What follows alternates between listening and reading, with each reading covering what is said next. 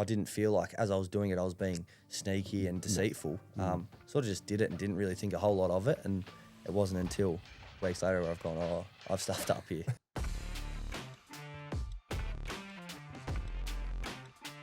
Jaidyn Stephenson, welcome to the podcast, mate. 122 games, 7 seasons, a rising star, 2 clubs.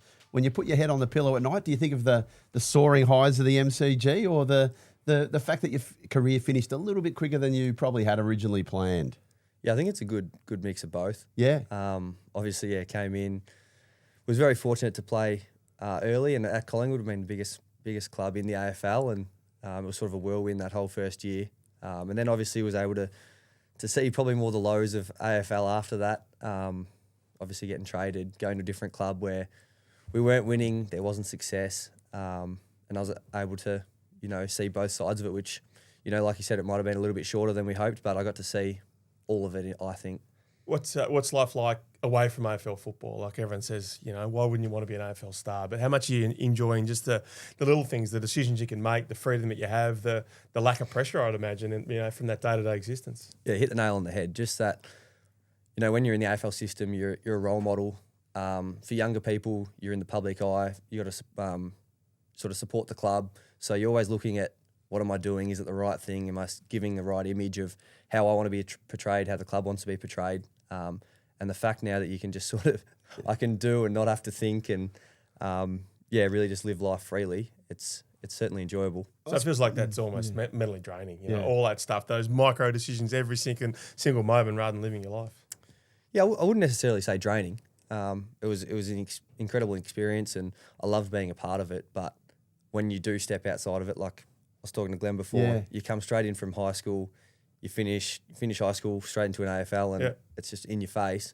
Now being able to sit back and have a look, it's certainly less stressful, a lot less pressure. Yeah. That word free, is that what you feel like you are now, free? Yeah, certainly. I think it's one word, one way you can put it. Yeah. Yeah. Just take us back to the start when you were the gun young kid. Pretty much, I think you played in 4 premierships as a junior. You were starting a couple of bags of 10 as well. Tell us about junior days for you. Yeah, junior days were awesome. Everything just seemed to happen well. Yeah. Started off at Upway Tacoma, went to Fentree Gully. Like you touched on, was able to win some flags. I only won 3 of them, actually. 3? Yeah. Oh, geez, I've given you one. The 4th one. I'll still give you 28. Is there a sob story with the 4th one or the not? 4th one. No, there's no sob story. I was playing Eastern Rangers, so I played the whole year there and didn't qualify for my local team, but they won by 70 I points. reckon you can claim that, can't you? Yeah. But I think just growing up in that environment, we had such an amazing team. Yeah. Not the most talented, that's for sure, but every single person had each other's back and, there's little cliques within teams everywhere, but we all got along so well and it was a big part of our success. We wanted to play for each other and we didn't care about who was the one kicking the goals, who was the one having 30, 40 touches. As long as we were winning, we were happy. Sort of innocent times almost. Yeah, exactly. There's nothing better. Like you go to school, you work hard during the week. So your Tuesday, Thursday nights training, that was probably the best 2 nights of the week. And then you're obviously looking forward to Sunday, which was game time. When did you get on the AFL draft radar? And Kevin Sheehan at one stage thought, like, this bloke's going to go number 1, and obviously you're pretty close to that. When did it turn into, okay, this is a business for me and I can set myself up with an AFL career? Like I touched on, I sort of just went with the flow to start with. I played in the under-12 state team, which, as a 12-year-old, grade 6, like, you think you're the big dog. How good's that? Got a lot of confidence. So something like that was an amazing experience, and there's been, a lot of players in that side that have gone on to have good careers. But under-16s, played the Eastern Rangers under-16 underage tournament thing and was very fortunate to get a game in the under-18s as a 16-year-old and ended up playing the 4 finals there as well and a grand final on Etihad, which was, first real exposure to playing on an AFL-based ground. So probably after that I thought I might be a chance. Well, you didn't win that game, but you dominated pretty much that final series. That's probably when you thought, I'm right in the mix here. Yeah, certainly. We played against Oakley and I think we're down by, I think the scores might have been even at 3/4 time. We ended up losing by 2 goals. But getting the opportunity to play on, the week before, played on Jacob Wiedering, who was the clear number 1 draft pick at the time. That was a pretty cool experience. And Charlie Curnow the week before that. So played against these big names as a 16-year-old. And the next year, I'm there still playing Eastern Rangers and they're here kicking bags of goals or stopping blokes from kicking bags of goals. So it's a pretty cool experience. So, and that led into the draft. Sammy Landsberger, the late great, our colleague, reported on your heart issue, which was something you had known about, but was huge drama at the time there. Take us through the lead into that draft, and all of a sudden you know that it's a genetic condition and you think that it's okay, but you're seeing clubs all of a sudden having doubt about you. Well, actually, they did correlate. So at the same time they were finding out, I was finding out. Yeah. It's not something that I always knew about. It was picked up through draft testing. So, yeah, it was a bit of a whirlwind for everyone. And a shock, yeah. A shock, yeah, especially mum. So like I said, it was genetic. So mum has it. She's obviously passed it down to my sister and I. Right. So it was a little bit of a tough time sort of navigating through all that, starting on new medication, what effects are these medications going to have on aerobic capacity, all that sort of stuff. So I don't know, it was a long lead up that month before. So I think it was November 24th in Sydney. Once my name was read out, it was nice just to, But there were worries from your perspective. There were clubs not that keen. Were you on a cruise or something at one stage with your mum and you're like, am I going to get drafted? No, so we couldn't do schoolies because schoolies started the week of the draft, I think. So wasn't able to do that with my friends, but a couple of mates and I and our partners, we went on a cruise for 9-10 days before the draft. Yeah. And it arrived in Sydney the morning of the draft. Really? Oh, wow. It was perfect timing. A nice little getaway before. I don't know, I think, obviously I've spoken to mum about it and she was very worried that I wouldn't get drafted because of it. However, I always had that confidence that I've, put in enough.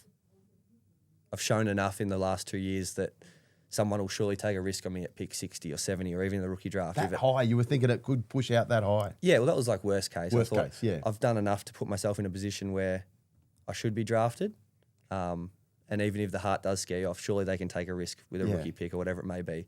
So I was never really too worried about not getting drafted. I just sort of was happy to go anywhere and then prove my worth from there. So when did you first get obviously you did the draft screening. What was the phone call? Who told you, look, you've got this issue and it might jeopardise an aspect of your career? We spoke to...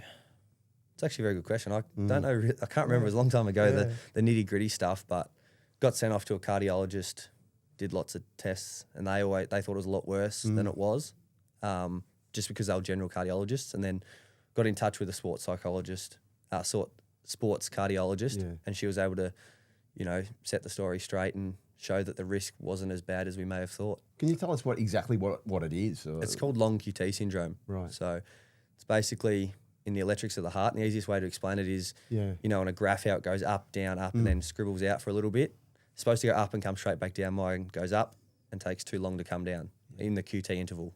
So there's the long QT for you. And so eventually Collingwood got clearance and then obviously clearance from their board. Going into that draft, had they suggested to you, had they given you any reassurances at that stage? Like you didn't know you were going to go to Collingwood? I didn't have any reassurances from them. I'd spoken to them the most, so I would have caught up with them 3 or 4 times. Yeah. And it was something that, it was a club that I didn't really think I was going to go to. They were just sort of in that like pick 6 or in a funny little spot. I thought maybe I'd go higher or maybe I'd go well lower. Yeah. So I hadn't really paid a whole lot of attention to where I thought I was going to go, but my whole mum's side of the family have been mad Collingwood their whole life. My nan actually, she snuck into Bucks's wedding. So really? She's got a photo with Bucks on his wedding day, which oh is my goodness, a pretty cool story. Yeah. How'd she get in? I don't know the full details, but she's got the photo there. A fair effort. Yeah, I used to have the photo in her lounge room. So and does she like Wedding Crashers? Is that her favourite movie or not? Yeah, you'd think so. Might have come. Oh, she might have passed away before it came out, unfortunately. But yeah. We'll have to get that photo. On that night there, so they pick you. I think we did an interview straight afterwards, and the relief on your face was just palpable. Yeah, like I said, it had been a long, probably month, 2 months before, of doubts, questions, adjusting to life. Taking this medication and not really having done high intensity training at AFL level, I suppose, with the medication. So it was all a bit of a up in the air, all a bit of a question mark. So to finally get my name read out and thought, okay, now I've just got to go out there and show what I can do. It was great relief. How did the medication affect you, and how did it affect you at all, if at all, through your career? Yeah, it hasn't at all. Yeah. Early days, it was 3 times a day, and that was pretty tough to keep up with. Morning, lunch, dinner, and I certainly did miss a few, just not on purpose. But it's hard to keep track of. But was able to get in touch with an American type of the same medication that is only once a day. So that's made life a whole lot easier. I don't think it's had any real effect on my day-to-day life, which is a great result. Someone once said, Ralphie, that walking into Collingwood was like walking into Hollywood in a lot of ways. Was that the way it was? You were a hot seat, millionaire hot seat fan, I think, as a kid growing up. You walk in and you meet Eddie straight away, and Bucks is there, and these amazing players that are there. What was it like joining Collingwood? Yeah, certainly. I think Eddie was one of the first people I met on the way in, and like you said, hot seat fan. Yeah. Touch back to my nan. We used to sit there. I was 4 or 5 years old. Always been a bit of a sponge for education and learning stuff. The general knowledge I've got in my head that's just useless is well and truly there. But we used to do Eddie Maguire questions. Nan, can you give me Eddie Maguire questions? It was great. So to meet him first up was amazing. And then, you walk in the doors, you meet Bucks. I mean, Nick Maxwell was there, who was obviously captain. Yeah. Then you look up to players you've been looking up to, Scott Pendlebury, Steele Sidebottom, these kinds of guys, and they're shaking their hand, getting to know your name. It's a fair crew to walk into, isn't it? Yeah, it's amazing. Well, how do you describe that to people? Like it's a life-changing moment, and you're like almost can't believe it. Yeah, it's where your idols become your friends. Not necessarily day one, but you can tell it's the start of a relationship, and just being able to see what these people are like. Because from the outside, and I don't know if it's like it as an adult, I haven't experienced it, but as a kid, you look up to them and you think, oh, it's amazing. They're up here on a pedestal. And then you get there and it's just like the normal bloke from down your local footy club or something like that, yeah. So you make a debut in round one in the number 35 jumper. What's that summer like? Because as it turns out, it's a pretty special year. Obviously impressed in those pre-season contests and, all of a sudden you slot straight in round one. Yeah, it's funny when you come as an 18-year-old, you've got all this confidence and no real care's not the word, but you got no pressure on you at all, really. Yeah, no scar tissue. No scar tissue, exactly. You come in and they don't really try and change you straight away. They just go, all right, show us what you've got. So I was able to just do that, and I think as AFL goes on, the more it becomes about structure and this, and I think maybe young kids can lose their confidence and their spark a little bit depending on how the team's going. So that's one thing to navigate, but. Like I said, came in, just played on confidence, and as the weeks went through, round 1, round 2, round 3, didn't matter whether we won or lost. I knew they were never looking at me and going, geez, the fourth game, it's his fault that we lost. So it's a pretty easy way to live. Because after, I think you said somewhere that after 3 games you thought you might have got dropped, you weren't sure. Yeah. Then you come out, you go to Adelaide, you kick 5 goals. It's a life-changing moment, really, in a sense, from you, isn't it? Yeah, I think that round 3 was against Carlton. I think I had 6 touches and didn't do much else. And, I'd come in as a forward that's always kicked goals throughout my junior life and hadn't kicked one in the first 3 games. I thought, geez, maybe it is a little bit harder than I first thought. But from conversations I've had with people after that, I think most of the coaches and that wanted to, give me a rest or drop me that week. But Bucks, from what I've heard, was the one that said, no, we'll give him one more game. I reckon he can do it. Yeah. Lucky for that because Adelaide was probably the breakout game that I needed. Did your life change after that? Like it became so big, you're rising star nominee that week, you kick 5 goals, you help them win an amazing game. Yeah, certainly. I think Adelaide had played in the granny the year before, and we'd finished 13th. So that's why I had pick 6, finished 13th the year before. Hadn't played finals for 3 or 4 years, so to get that win over there against a hot favourite of the league that year, certainly just built the confidence in the whole team and sort of set our year up, both personally and as a team. So from there on out, we as a team knew that we can compete and we are as good as anyone on our day. And for me personally, that was that moment where I thought I do belong here and I can make a living of this. What's it like playing Anzac Day in front of 91,000 in your 5th game? Yeah, unbelievable. I've always been a massive supporter of Anzac Day. Have gotten up since I can remember. I've always gone to the dawn service and really loved the patriotic side of it, and always obviously been interested in the game itself. But to go out there and play was like nothing else. People have spoken about the grand final, saying how good was it playing in grand final. I said, yeah, that was great, but playing on Anzac Day, really, that meant as much because of the occasion. Not only the occasion, but probably just the atmosphere too. Yeah. Like you think at a grand final, you've got maybe 30,000 of each supporters and then 40,000 corporates that are buying to say that I was at the grand final. Anzac Day, it's pretty much Essendon Collingwood. So I've got a vivid memory of that first game. I ran down the wing and took a couple of bounces. And I remember just every step I took, my whole ears were just ringing and bouncing just from the noise and the anticipation, the excitement of the crowd as I was running. Wow. I think you kicked 2 and iced the game against Brisbane, the team that you barracked for, and then you kicked 4 on Queen's birthday. You're really on a roll. How much support did you get internally? Bucks was the caring, sharing coach that year. He was a little bit harder early on in his coaching career, but it was a very different Collingwood, wasn't it? Yeah. I mean, you probably don't know the difference, but in the sense that that's the way he was. Yeah, certainly. Like I said, didn't have anything to do with Bucks or that before that year, but I just thought he was an amazing leader. Yeah. A good motivator of men. And I've touched on it too. I think Justin Longmuir there, who's now coach at Freo, incredibly smart footy brain. So I think those two waxed off each other really well, put together a game plan. Bucks was able to get up, motivate people to buy into that game plan, and the results ended up showing on the field, which was great. Yeah. Longmuir, remember interviewing him through that time, and I thought, he's not high on charisma. And now at Fremantle, he's a bit deadpan. So the players look at that and say, I need more. Or do they go, no, I just respect his footy brain? Because there's a lot of talk about, how he holds himself at Fremantle, and it still feels like those Freo players really love him. Yeah, I think, everyone's different. Everyone needs to they learn differently or they get motivated differently. And like you said, J-Lo, he's not the most charismatic bloke. Yeah. He's a lovely man. Like I said, got a great footy IQ. So I think Fremantle have got all the tools to be a really good side. They've got the game plan. Maybe do they need a motivator? I'm not too sure, but it's certainly something that I would look at. If you've got someone that can really rev the boys up, along with J-Lo smarts, I think they can be a really successful side for many years. Yeah, Adam Treloar said at the time you were a barbecue chicken pizza man. That was your go at the time. You moved out of home by this stage. Tell us about what it was like and how difficult it was. Bit of Uber Eats. You were getting a little bit of Uber Eats at the time, and I got what was going on there. A little bit of trial by fire moving out. I got chucked into a share house with Jack Madgen and his partner. So Jack was a rookie, Category B rookie. The same year I got there, and I was with Cale Kirby, who had been drafted the year before. Remember Cale well, yeah.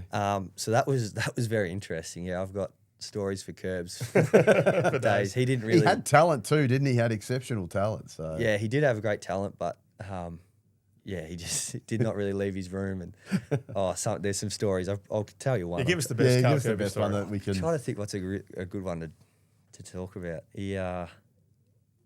One he did was he'd come into my room and he'd go, "Oh, Steve, I've got no money on my card. Can you get me Uber Eats and I'll give you some cash?" And I was like, "Yep, no worries." Gave him my phone. He goes, "Sweet, thanks for that, mate." Comes in, gives me back my phone, gives me back $20. He goes, "Appreciate it." I looked at my phone. He's ordered $43 worth of food and only given me the 20. Like, that was just curb sort of thing.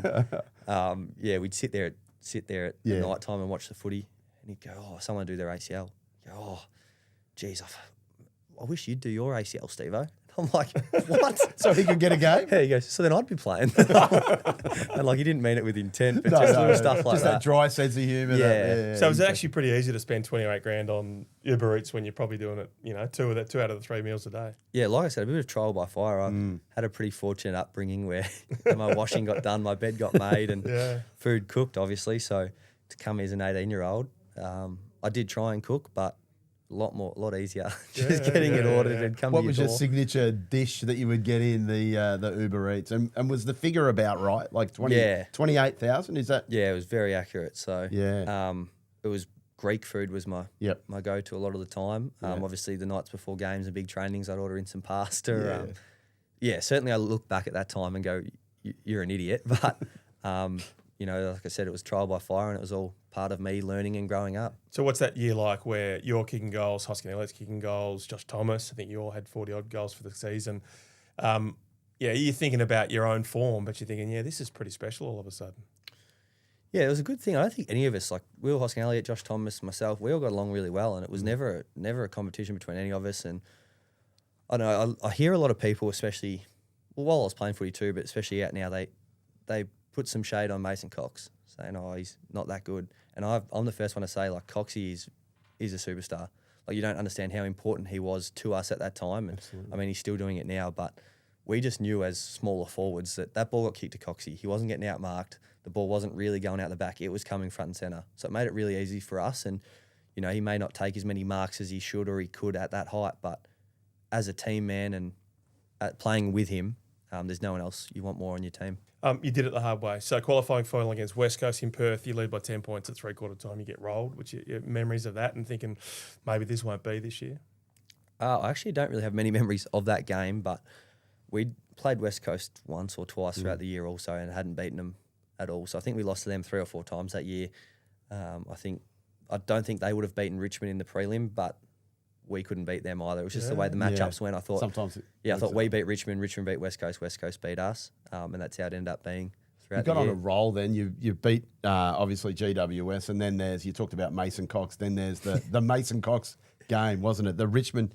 Tell us about the mindset going into that. Everyone had figured that Ralphie's a Richmond man. Everyone had figured that Richmond were just going to win that game. It was a premiership that they had already locked away. Yep. What was the lead up to that game like? The motivation from the coaches to get you into that position to win a game?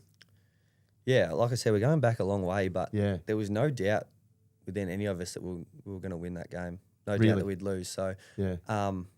we just went into it. We knew our best footy stacked up. We knew we matched up pretty well against them. And we just went out there and, Mason Cox. You just put on a show. Yeah, didn't that you? was unbelievable. 9 or 10 contested marks. He took a big specky over Trent Cotchin actually, and I was standing nearby at his feet, and he takes a mark, looks at him on the ground, and goes, "This is my field, boy," like in his American accent.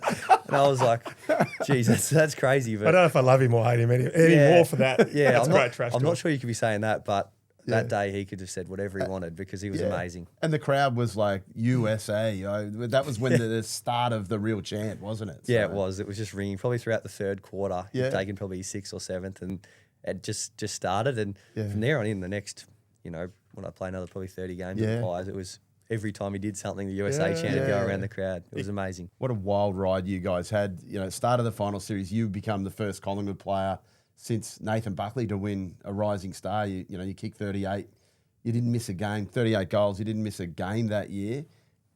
You must be feeling like you're floating on air leading into a grand final. Yeah, a bit of a whirlwind. The year just sort of just kept going. The weeks rolled on and didn't really have a time to sit back and breathe and have a look at it from afar. But in reflection, it was just amazing. And going into that grand final, obviously your phone starts going off with all messages from people you forgot you even knew. They come from Tickets, give me tickets. Yeah, they come from high and far. But we got our 8 tickets, was able to give them to 8 people that have had an influence on me throughout my career, and have just been really good friends. But the grand final parade, probably is one of the highlights of my career. That was unbelievable. I was in the back with Chris Mayne and just driving down the streets of Richmond and East Melbourne, whatever it is, sitting there by the end of it, like my face was sore from smiling. My hand had been up waving all day and was busting for the toilet for about 15 minutes. But that was, one of the greatest experiences I've had. The grand final itself, you're hot. Collingwood's hot early. You get out to a start. They're not going to roll you. Yeah, your experience of those early moments. Yeah, it was a bit of a whirlwind. Vark's kicking the first goal. He was such an inspirational man. He was pivotal in my career.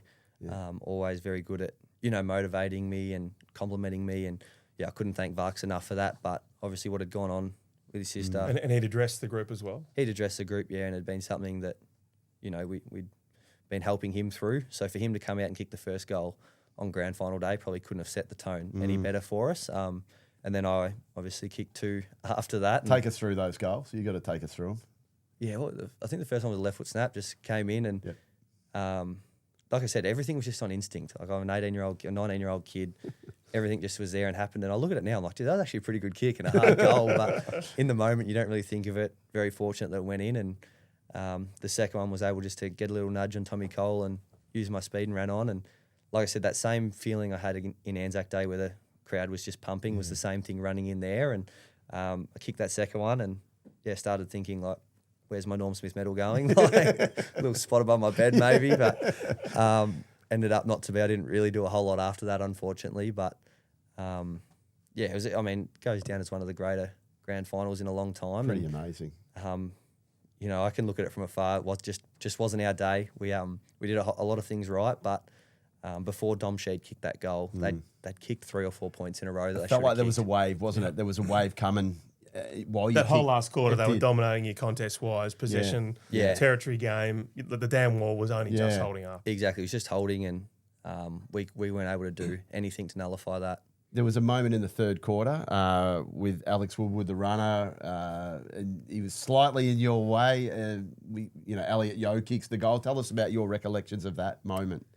Yeah, obviously at the time, poor Woody, Woody, he copped it after, and he's such a great man. Yep. And for him to be copping it as hard as he did, at the time I thought maybe could I dodged him, but in reality, it was just a bad kick by Tay. So we'll put all the blame on Tay for the kick, but that's a good point. yeah, it's one of those things that just happens, and they really do a really good job as a runner. Yeah.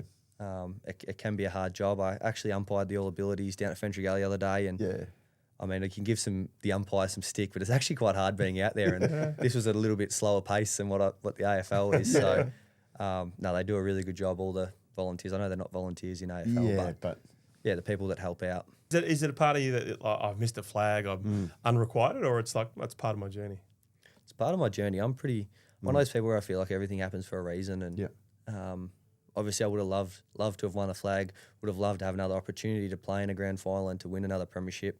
And probably finishing my career without one sort of lowers it, and it's not what I set out to do. But there's either way, there's going to be 22 disappointed players, whoever wins, and that happens every year. You talk about your connection to that team. How was your feeling 5 years later as we fast forward down and some of those guys end up doing, playing in a grand final and winning a remarkable grand final in itself? Yeah, certainly. Couldn't be more proud of them, especially people like Josh Dacos. He was one of my best mates there. We lived together for a time, and he wasn't a part of the grand final in 2018. So for him to, watch him grow, get more consistently in the seniors, and now be, up there for all Australian talk and playing in a grand final, winning a grand final. It's people like that that I'm just wrapped for. Braden Maynard, another one. But yeah, just as a collective, it's awesome that they're able to chase that, to taste that ultimate success. Footy kicks you in the arse. Quick kicks a lot of people in the arse. So 12 games, 21 goals for 2019, and then the gambling situation happens. People say, what happened? How do you explain it? Yeah, just a young kid that made a stupid mistake, and I paid my consequences, I suppose. Like you touched on, started that year probably better than my first year. A lot of people talk, that first year was great, but I was kicking 1.5 to 2 goals a game there, and sort of just started catching fire. I think the game before I'd kicked 4 against Port Adelaide and then 3 against Melbourne. Yep. And then the ban came out. So it was just sort of getting on a roll. And I say unfortunately, but it wasn't really. Like I said, it was just me being stupid, and something I've learnt from. But it was a tough time for me personally. But within the 4 walls, I felt like I had their complete support. Yeah. And me being able to look at it from afar, like come week 1 of finals, I'm a second-year player that's just missed 10 games for making a mistake, and Bucks had the confidence to select me in that first final side. That means more to me than probably the disappointment of the whole thing. That means more to me to know that he had belief in me, and it continued the next year in the hub too. We had a conversation before the first final where I probably wasn't playing my best football, but he had faith in me, and he always did. So I love playing for Bucks, and I've watched enough American sport to go, what the fuck are you doing? But I mean, you're a pretty naive young kid. Like at that stage there, you're not really aware of the rules of what you can and can't do. Yeah, probably you don't really think about the consequences either. I mean, you sit on the couch with one of your good mates that you've grown up with, and he's putting on this bet. Yeah. And you go, I'll do one as well, and just sort of slips your mind. I didn't feel like as I was doing it, I was being sneaky and deceitful. Sort of just did it and didn't really think a whole lot of it, and it wasn't until weeks later where I've gone, I've stuffed up here. Yeah. When do you get that feeling? Like the bets were small, like they were $36. I think they were. Was that right? Yeah, there was 3 of them throughout the year. Yeah, through the year, and they had no impact on the way you approach the game or anything like that. No, exactly. It was there was not one thing that was for someone from another team sort of thing. It was all. I don't know. Like I said, I just had this confidence, and I was just like, we'll do this. I was like, kick goals. Sidey to have touch, all this sort of stuff. Yeah. Which in hindsight, like, just what a waste of money. Not only that, like, the best way I've put it is I've put $36 on and lost $70,000 and $36 because I lost a $20,000 fine and 10 matches at $5,000 a go. So, it ended up being quite an expensive, loss. But like I said, it's another one of those things that it was part of my journey, and life goes on. So how did it emerge? So you're in the rooms with Jeremy Howe. You sort of made a comment about a multi or something, or the margin? Yeah. And he sort of just laughed it off. And then the next morning I was out for breakfast with Callum Brown, and he called me. He's like, were you telling the truth with that? And I was like, yeah, mate, like I'm one of these people that I'll be just rather be honest and face the consequence than lie to a leader of the club. So just said, yeah, I am. And he goes, all right, well, you're probably going to need to tell Walshy about this because it's against the policies and can affect the game with the integrity side of it. So I said, yep, no worries. Went to Jeff Walsh the next morning and told him all what had gone on. And he said, yep, no worries, mate. Well, obviously you've made a mistake, not no worries, but we'll speak to the integrity unit, get this all sorted. He goes, I'm thinking you'll probably get a $5,000 fine and you might have to miss a game or two. Wow. And then the first thing comes back and it was a 2-year suspension.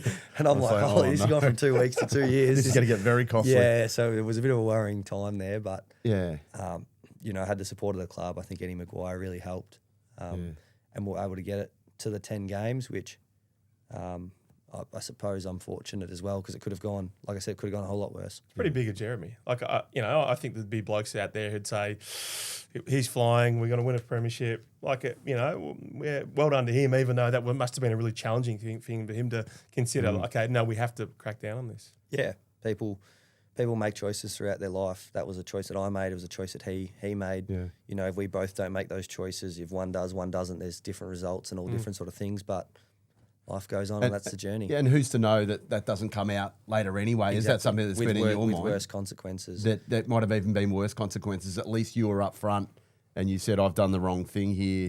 Yeah. In that sense. How pissed off was the club? They were pretty good, you said?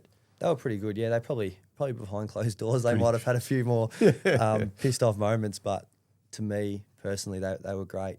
I didn't feel like I knew I'd done something wrong, but I didn't feel like I was being persecuted or whatever. And they were all losses. The bets were all losses anyway. Yeah, they all lost. You didn't win. I'm probably lucky that I think if they had a won, it would have been a lot worse. Really? Probably. Because how strongly did the AFL prosecute you, or the integrity department prosecute you? Did you had how many meetings would you have had with them? I suppose they're going through all sorts of gambling records and stuff like that as well. Yeah, I only had 1 or 2 meetings with them, but it was quite thorough. Yeah. And then I think they had meetings with other players in the team about it. Really? Yeah. Yeah. And they sort of came to their deliberation pretty quickly. Yeah, like I said, I look at it 10 weeks. Yeah. Is it steep? Is it not enough? Is it too much? I don't really know. And About right. Yeah. that's about that's like I said, the journey. So And there's just the one, not to labour it, there was like a 65-metre top against St Kilda. People would say, were you trying to get your multi up? Was there ever a time where you were trying to, Collingwood's trying to win, but where you were trying to influence your bets with your performances? No, certainly not. I'd forget about them all while I was out there and forget what I'd even done. I'd get back in. And that night or whatever it may be, that's when I'd look and go, at loss sort of thing. But yeah, that torp, and it's funny, people do talk about that torp because it did come into contention with it. I think I spoke to the integrity about this, but one of the legs was me to kick goals, but the other leg was like us to be 1 to 39 or whatever it may have been. So I couldn't have done both with that same thing because the torp put us over that margin. So that's what I said. I wasn't thinking about it at all. I just was in the moment, felt the ball. It was a good ball to torp and went for it. And it's the madness of the punt, isn't it? Yeah. You still, do you punt now, or is it like, did it scare you off it? Or yeah, it did scare me off it. It was, something that, I watched my grandpa do and my dad did it. Yep. Just not bad, but Dad was once a month in a punters club with his mates and sort of something you grow up with and something that's heavily involved at a footy club, but it's something I've tried to stay away from. We had a survey recently with player managers in our paper where basically they said it's one of the great things they're worried about with the current crop. Do you worry about that with the current crop? And you see it at probably suburban level as well. I certainly agree. I think it's just the footy culture in general. The footy culture in Australia is, drinking, gambling, partying, all that sort of stuff. So it certainly is a worry and certainly something I think the AFL probably need to educate better on. So Gil McLachlan gives you a break though. I think the AFL team had played, you'd served at 10 weeks. That was 22 weeks with 12 suspended. Then you're allowed to play, I think, VFL that weekend. And then as you said there, Bucks just totally backed you to the hill to play a final. Yeah, it was actually my idea to play the VFL that week. So I obviously had the 10-week ban. I'm always trying to think outside the square. So I went up to Jeff Walsh the week before and I said, hey, Walshy, the fixtures come out. The AFL side plays on the Friday night because it was a floating fixture. We didn't know when we were playing. Yeah. They're playing on the Friday night. VFL's on Saturday. My 10-game ban technically ends on Friday night. Can I play in the VFL on Saturday? What a total rort. But they're good. Great you've done well. You've logged it in beautifully. I thought that's, because I was obviously itching to get back out there and play. And so I went to Walsh and said, this is my plan. What do you reckon? He goes, Yeah, that actually works. makes a bit of sense. He goes, Future footy box here we got. he goes, that makes some sense. I'll speak to the AFL and get a result. And 2 days later, they said, yep, no worries, it's all ticked Unbelievable. off. So was able to get that game in and then Yeah. get picked. And you played a couple of finals, and GWS rolls you in the prelim. You kicked a couple of goals, but it wasn't to be. It wasn't to be the retribution for 2018's loss. Yeah. Like I said, we played. Who did we play? I think we Geelong. played They played Geelong. Geelong, yeah. Geelong the first Yeah, game at the G, knocked them off. Yep. And then played GWS in the prelim, and they were just the better side. On the day, I think they won by 3 or 4 points. So to have It's close. to Yeah. have 2 years in a row where your seasons are defined by one kick is pretty crazy. Yeah. But I think that was the opposite. They got out to like a 30, 40-point lead. And They did. Was that Yeah. the wet day, and Brady Grundy's getting all the hit Yeah. outs, and Yeah. So Shane something not to Mumford's ball advantage. played Yeah. in the game. yeah, absolutely. and we're coming. And but it felt like you were going to get over the line all the way through that last quarter, but just didn't quite get there in the end. yeah, exactly. And it felt like the year before with West Coast where they were coming. Correct. They did get over the line. We unfortunately didn't. And, I really think if we had made it to that 2019 grand final, it would have been against Richmond. I think we had their number. Did you really? You felt like you matched up really well at Richmond. Really at that well time, against so- Richmond, yeah. And we always struggled against West Coast. Geelong was another one where Yeah. we kind of struggled a little bit. So Yeah. you sort of know that as a team and as a playing group who you match up well against and who you don't. How fired are you? You know, you're going into 2020. You're not to know that the world's going to fall apart in 2020, but you get I think you had glandular fever to start, so you had a really tough start in that pre-season to get yourself right, and then the world changes, doesn't it? With COVID. Yeah, I'd done my work during the off season, came back because the first to 4 year players always come back 2 weeks earlier. Yeah. So I did the first week and I was really struggling. I'm starting to drop behind, cannot keep up with anyone. And I thought this isn't normal. Like I've always sort of with the running and the aerobic sort of stuff been more towards the front than anywhere else. And for me to be, half a lap behind everyone was pretty crazy. So had a good rest on that weekend, came back into the second week of training, and by the Friday I was like a lap and a half behind everywhere and couldn't keep up, was just had nothing in me. Went and had the tests, glandular fever, so I spent 6 to 8 weeks away from the club, just literally at home doing nothing. Went back to my family home with mum and dad, where they again cooked and cleaned, which was handy. But yeah, missed the first game or two that year, obviously having to catch up to speed, missing the whole pre-season, and then we get shipped off to the hub, and they might be up there for, 30, 35 days, and 105 days later I was coming home. So it was a pretty crazy experience. How tough was the hub for everyone, but for you as well? Yeah, I think it affected people differently. People that, lived and breathed football and sort of didn't have a whole lot going on outside of football, I think they ate it up, and they're probably the ones that performed well in that environment. But for a lot of others, me included, that interaction with friends, that getaway, seeing your family, certainly things that I missed and contributed to not really enjoying my time up in the hub. So you, West Coast had a worse time in the hub. You eventually play them in Perth in the elimination final. You beat them by a point. They're ravaged. And then I think you're sick and you're injured and you got absolutely nothing, short breaking. You get smashed by Geelong in the semi-final. Lost by 68 points. I think you had a single goal at three-quarter time, and Bucks is like, we were never a chance to win that game. Yeah. Probably going into it, I didn't really think we were a chance against West Coast either. Yeah. I think we'd finished 8th and they were 5th. The Dirty Pies, I think they were. Calling them Well, the Mason Dirty Cox Pies. stepped up and took 3 contested marks and 3 goals in the first quarter again. So he seemed to step up when we He needed him. did. But yeah, it was sort of not that we wanted it to be over, but a lot of people weren't going to be sad once it was over and we were able to get back, see family and friends. And that might be a confronting thing for people to for you to acknowledge, but it's reality. Yeah, it's certainly how I felt the whole aura of the group was. You're not aware that that's going to be your last game. Far from it. When did you realise we've got a problem here? Probably the day before the trade period. Really? So Yeah. That late. That late. 6 weeks later, maybe. I had my exit interview and, Yeah. it was just talking about going and getting fitter, getting stronger. All the typical stuff you hear going into an off-season. And it wasn't until my manager called me, a day or two before the trade period and said, hey, mate, looking at trading you. Yeah. Was it Robbie D'Orazio? Robbie D'Orazio, Robbie gives yeah. you a call and... What are you thinking at that stage? Yeah, it was pretty rattling. Like I said, I was well aware that probably didn't have the year that I wanted to have, but like I said, get over that COVID, get back, have a full pre-season, because obviously had the glandular and wiped out my whole pre-season. I thought it'll be good to go, all guns firing the next year. So to get that was a bit of a kick in the guts, but I suppose, again, it's part of the journey. I'm going to say it a lot. Yeah. How much of it, in retrospect, was your performances, your salary, like their issues? As you think about being traded as well, like it can't have just been your performances, given, as you say, you've been a rising star 2 years before. Yeah. Obviously, I don't have any idea of what the actual conversations were within the club, but it's all just conjecture. But the way I see it and what's been portrayed in the media, obviously performance wasn't there.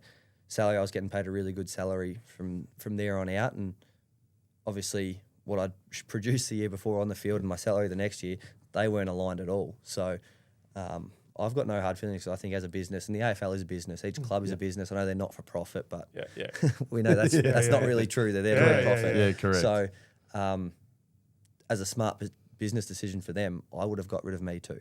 So you would have traded yourself? I would have traded myself, yeah. If I'm running the business that is Collingwood, they made the right decision, and I can sit here and deal with it. I know it's not personal. It's just a business, and that's how it works. And so it was a cluster all the way through. The club was saying, we're not trading players.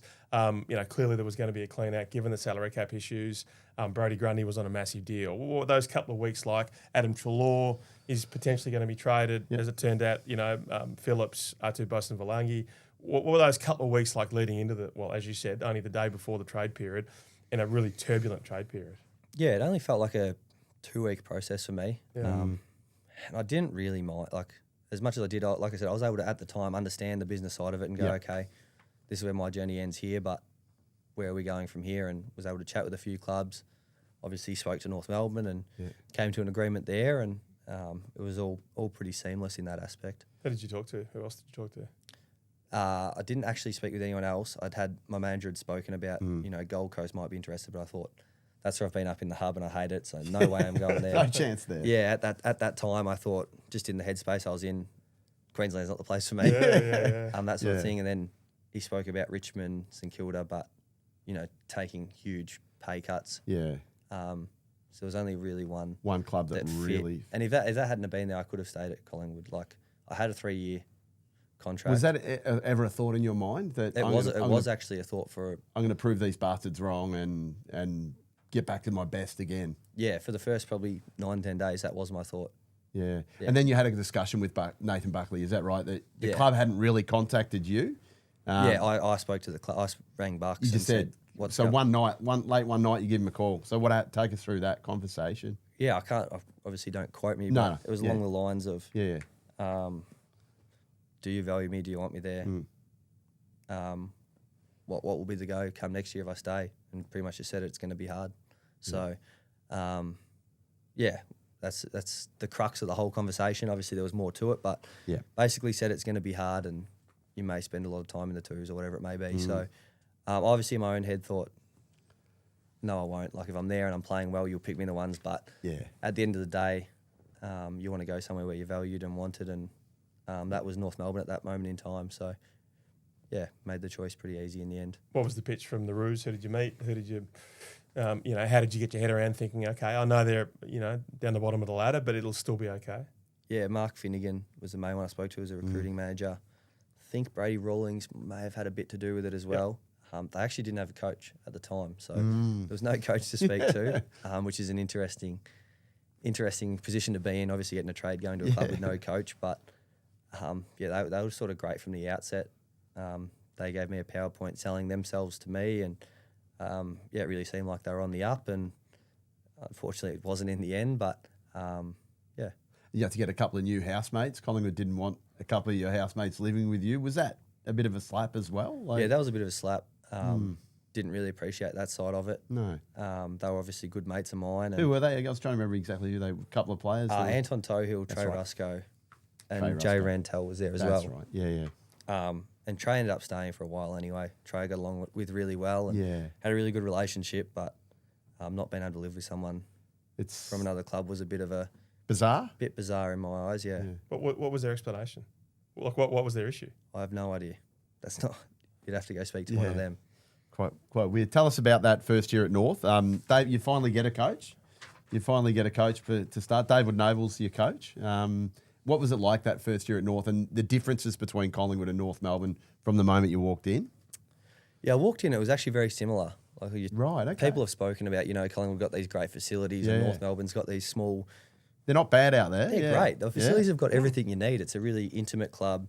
There's amazing people involved. Some of the volunteers, the people that, do all the nitty-gritty stuff behind the scenes. They're just amazing people at North Melbourne and very similar in all aspects from Collingwood to North Melbourne. Yeah. The major difference was just the on-field performance, and we weren't able to get up to scratch there. Tell us about playing free and easy on instinct. And then as your form drops away, how do you try and rediscover it? You have to try and work harder. What's the challenges for an AFL player?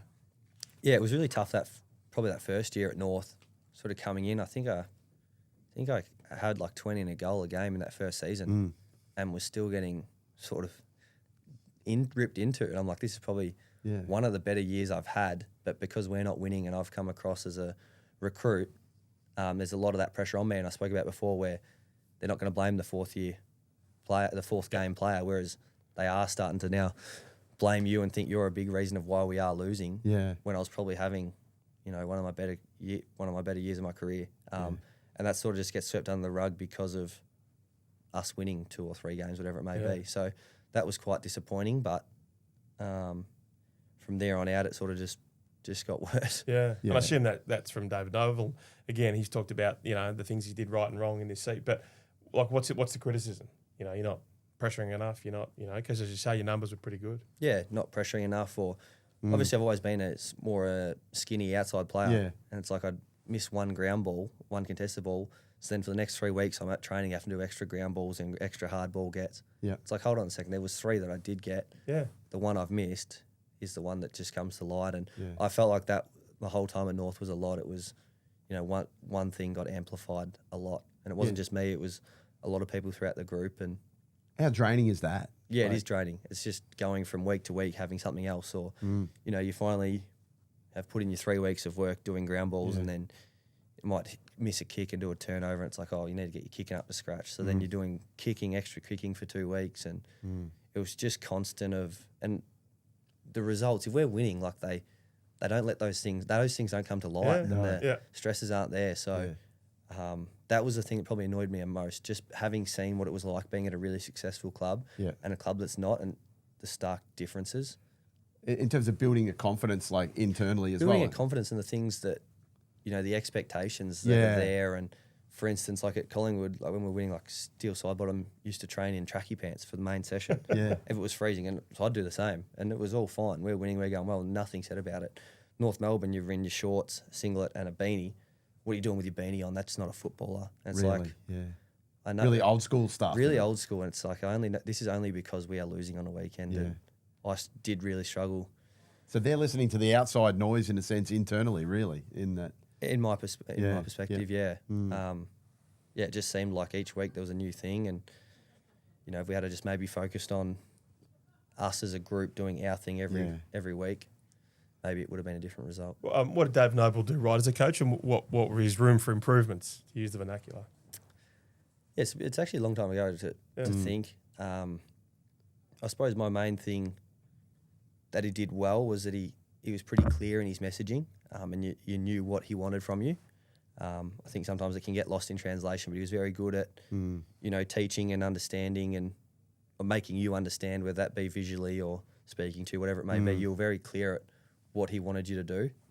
And I think probably the downfall, for personally, in my opinion, is just changing little ways we played each game depending on who we were playing. So I know at Collingwood it was like we played our style of football. Yeah. And if that's a switch, or if that's a long down the line, if that's a handball run game, we played our style no matter what we're playing. And obviously we were aware of some things and of what the other team was going to do, but we didn't really change our core way we played. Yeah. You believed in your game style. We believed in our game style. Yeah. And my gripe, I suppose, in those 2 years at North were we'd be playing Geelong, who liked to run and handball, for instance, and we'd change and we'd play completely, trying to deny them that style or that. So we then didn't get any continuity in or an identity of how we play as a club. For sure. That second year, I think John Ralph broke the story about the David Noble spray against Brisbane.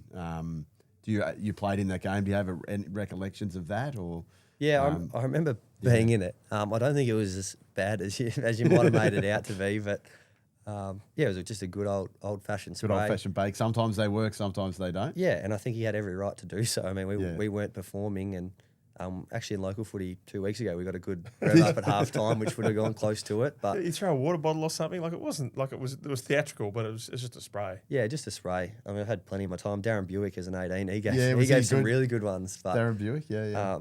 and you would have seen, is it Des Adam, Hasler, the NRL bloke? Absolutely. It certainly wasn't to that level, Yeah, that's for sure. Well, I think Jason Horne-Francis was on the verge of tears or something. So, there was some layers to it. Possibly. At the end of that first year at North, there's the bike incident. Can you take us about that, where you fracture your hip? What happened there? Just another silly mistake I made. I'd had a few drinks and decided I was a good BMX rider. And were you a good BMX rider? I'd ridden some BMX and ridden skate parks and that growing up. Yeah. But hadn't done it for probably 6 or 7 years. And on the evidence, you were not a good BMX. Yeah, I think that's the conclusion I've come to as well.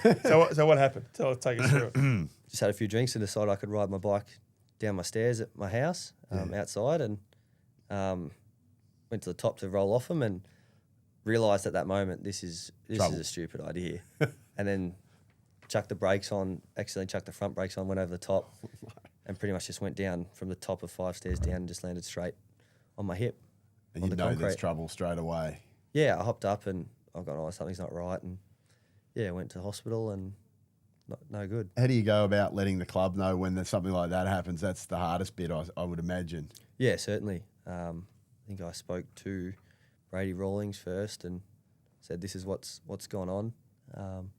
Obviously, wasn't too happy, but was also worried about my health, and that came first, which was good. So it was a good week or two before I actually had a good sit down chat with North Melbourne, and they were able to, discipline me as required. Yeah. What's David Noble or what's the leadership group say to you? We like the gory details of these things. What was their spray at that stage to you like? Yeah, I can't remember really having a chat to them. It was more CEO Ben Amafio. Yep. Had a long, hard chat with him, which wasn't great sitting. Or I sort of did a lot of listening and a lot of agreeing.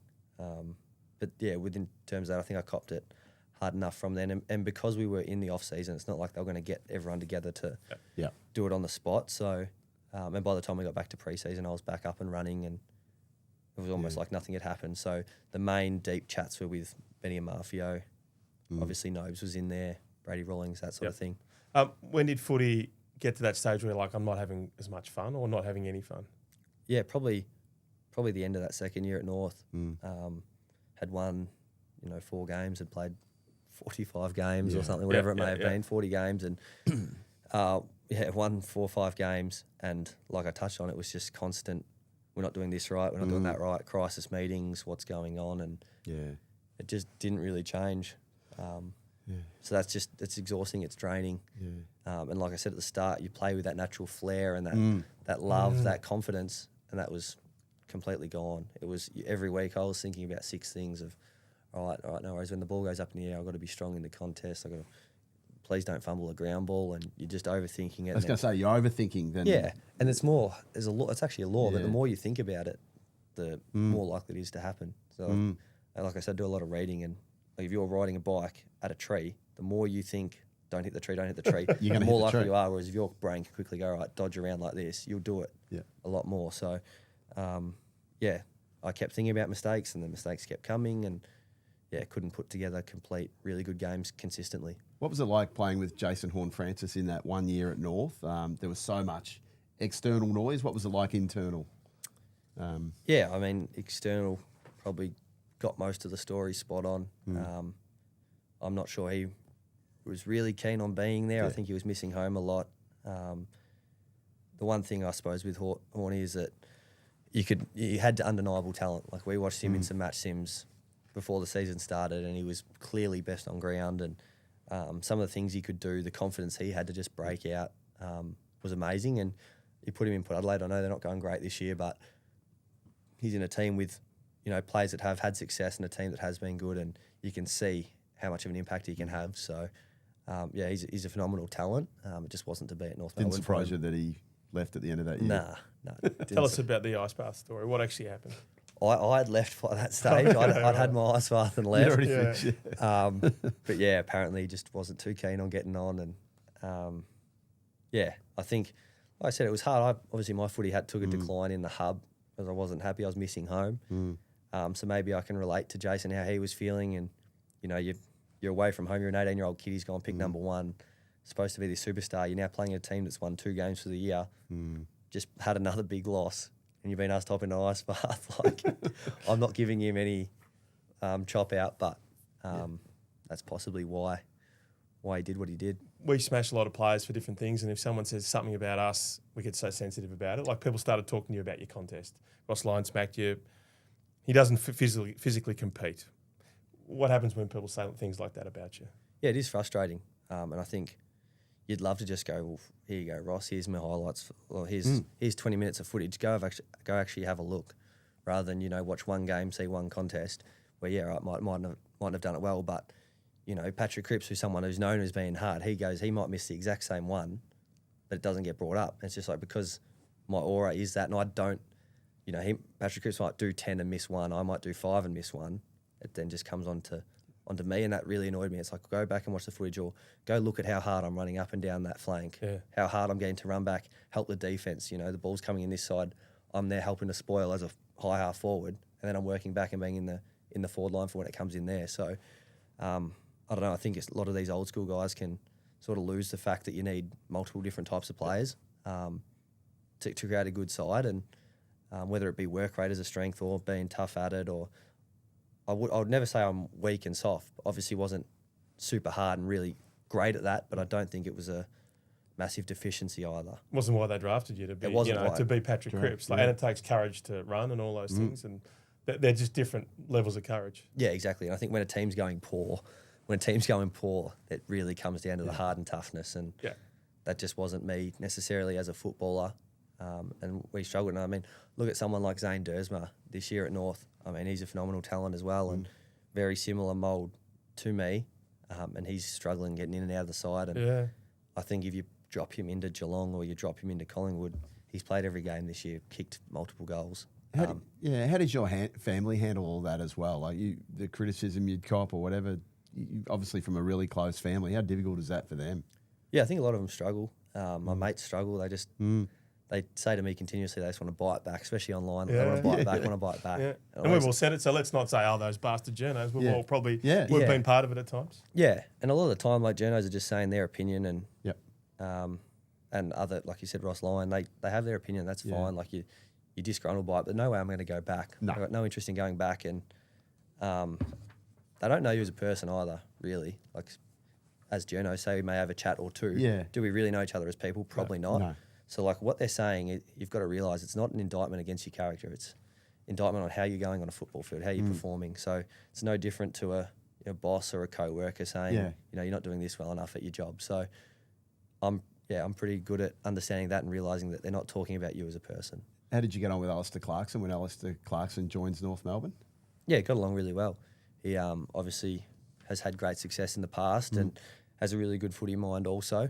So be able to learn some things off him has certainly helped. I think, having had 3-4 good coaches in your time, you're able to take parts from each of them that you like and other parts that you don't, and create my then coaching plan, which some are going to like, some aren't going to like. But I just love the tactical side of football, and being able to listen to Clarko for 2 years has certainly helped my understanding of that.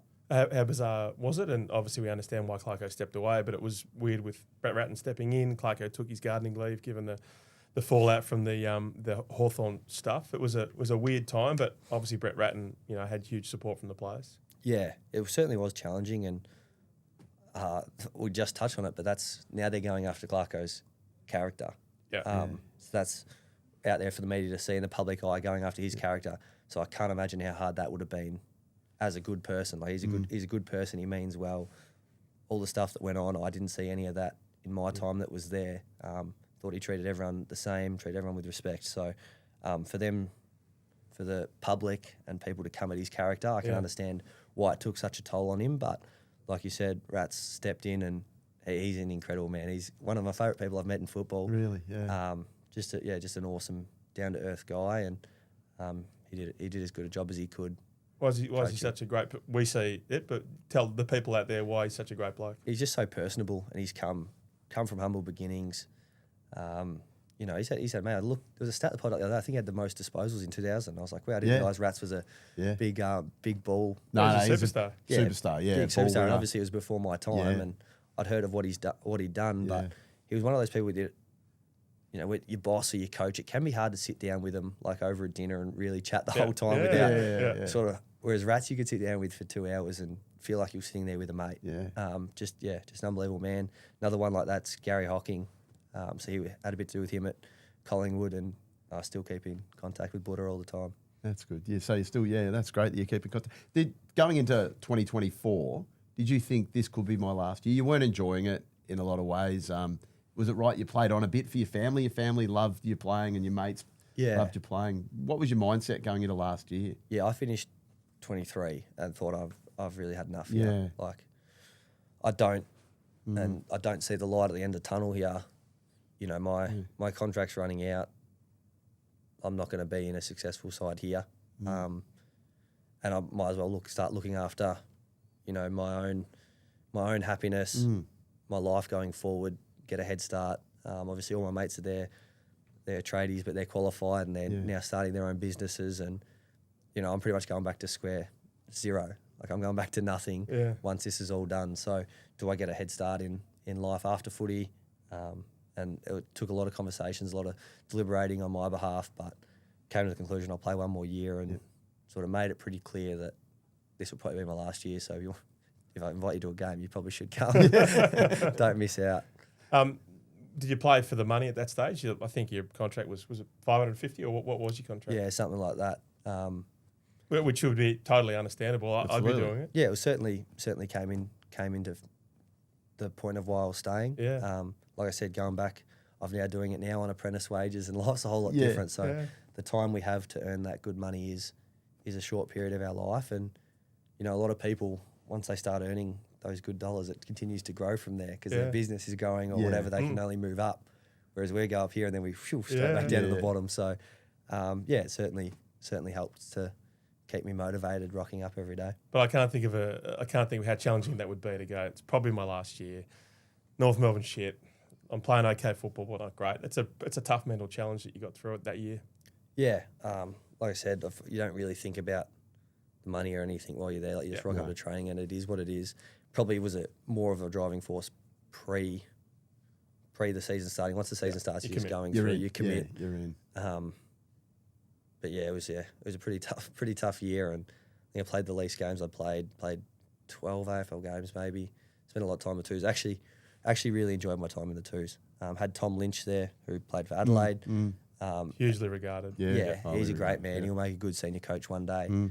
But really helped me to enjoy my football. And, you know, I'd play down in the twos, play well for 2 weeks, go back up and not play too well, be back down. And it was sort of a yo-yo sort of thing. You missed that ground ball. Missed that ground ball, yeah. It's sort of, I'd stopped, as bad as it sounds, I'd checked out a little bit in that last bit and thought I'm just going to keep trying to have fun. My main thing every week going was like, just try and enjoy yourself today. Try and enjoy yourself, and it was harder to do than I thought sometimes. But yeah, I think my last AFL game was against Richmond. You had a win. We had a win. I was going to say you had a win. One of my 6 or 7. Yeah. Since being there, so that was an awesome experience. And then played VFL footy to finish the year, and you know, I think they sort of understood that I checked out as well. I think played halfback flank last VFL game of the year and had 25 and kicked 2 sort of thing. Yeah. Had played pretty well, opened the game up, and there was no look in for selection the next week. I was going to say, do you look back and think what might have been if you'd stayed at Collingwood? Craig McRae comes in, that you could still be potentially playing there now? Yeah, certainly goes through my head, and something I've thought about, you know. And I'm one of these people that has a lot of confidence, you know, with my own self. And I think had I been at the club in 2023, like I probably would have been playing in that, and I would have fought tooth and nail to have my spot there. So it's disappointing looking back on it in that light, but the decision I made at the end of last year was certainly the right decision for Well, it's me. cathartic in a way, in a lot of ways, that you feel free. Yeah, exactly. Yeah, and I'm very comfortable that I made the right decision. Yeah. Did I make the right decisions throughout my whole career in terms of the bike, the gambling, the trade and all that? Probably not. But like I said, that was my journey, and now that it has come to an end, I'm very comfortable with how it ended and why it ended. What did you do with the retirement? I assume you just get a portion of your salary for this year, or give it all back, or just got a little bit of a portion of it. So then spent the next 4 months doing not much, just sort of settling into life, playing a lot of golf, that sort of thing, and then signed with my local football club to go back and play juniors, go back and play seniors at Fentry Gully, where I'd played my juniors. My dad played 30 odd years there. Signed there, was training and getting to meet new people. I mean, it's a whole different game. Tell us about it. Yeah, tell us about what life's like now. Yeah, it's great. I mean, you take for granted at AFL training, you know, leading and getting hit right here. Like, you go back and play local footy and nice Sharons that have got a bit of, you know, the nice Sharons, Christmas in them, like waterlogged. There's a lot of big, like, wet, watermelon-looking balls, and you're kicking them, and you know you might hit someone with a great kick, but they just drop it, and I mean, at the first probably 3 or 4 games on there, going, oh no, like come on, like, what are we doing? But you get to know that's just the game. It's a lot more contested. Very rarely is someone streaming out the front of a contest, hitting you on the tit sort of thing. It's it's a different, it's a more contested, scrappy sort of game. But I'm playing it with my good mates, and that's all that really matters. That's the beauty and of it. Did you ever think about going to another VFL side or going to take the cash in the country somewhere? Like, this is where you knew you wanted to be? Yeah, obviously had a few chats with. Well, as soon as my retirement came out, had clubs calling from everywhere going, what do you reckon? What do you reckon? And I pretty much had made my mind up. I am from Fentry Gully, and that's where I wanted to play my footy. And it's been amazing ever since. I was actually fortunate enough, we had like a Christmas drinks, fortunate enough to run into the new president of the club. So he wasn't actually there when I signed on, but he came on as president and then offered me a job as an air conditioning Tell mechanic. us about that. Yeah, you're air conditioning now. I think my son, you're on TikTok doing, is it your Friday? Tell us about your, Ralphie's all over TikTok. Yeah, I did that for a little bit of a laugh. Just for a little bit because my mate was doing it on the electrical side, but there won't be many more of them. I'm getting too busy at the moment. But yeah, I've started my apprenticeship in January this year, and I'm loving it. I'm going out there, got all the tools, and it's so good just being judged on something that's a result. So it's like you go and do this job. Okay, the aircon's not working. Why not? Go fix the duct, whatever it may be. Do that, job done, well done. Whereas like in footy, it's like go out there, you do 90% of the job well, 10% that we touched on, you don't do well, and you still feel like you're getting hounded for it. So just the pressures of working a normal job is a lot easier, and you can just say task orientated. Would you like to coach at some stage? You're doing a bit of work now with Fentry Gully. Doing assistant coaching at Fentry Gully, and I'm very lucky to have a relationship I do with the coach down there, Paddy Garrity. He's great. He's a very good listener, and I bring my ideas to the table, and you know he implements a lot of them, but the ones he doesn't like, he doesn't implement. So I think it's certainly something that I'd love to do in the future. Just thinking about, I think the thing I probably need to work on is getting the message across a little bit better. I feel myself waffling sometimes, and I'm telling him what to do on my mind as I'm speaking to the boys, saying, let's try and do this. And then I do send to go off on tangents. So we've still got a little bit of work on in that point of view, but certainly something that interests me in the future. How excited are you by the next 20 years of footy and life and maybe your own business? And like, you've lived your life in the spotlight, but there's so much exciting stuff ahead.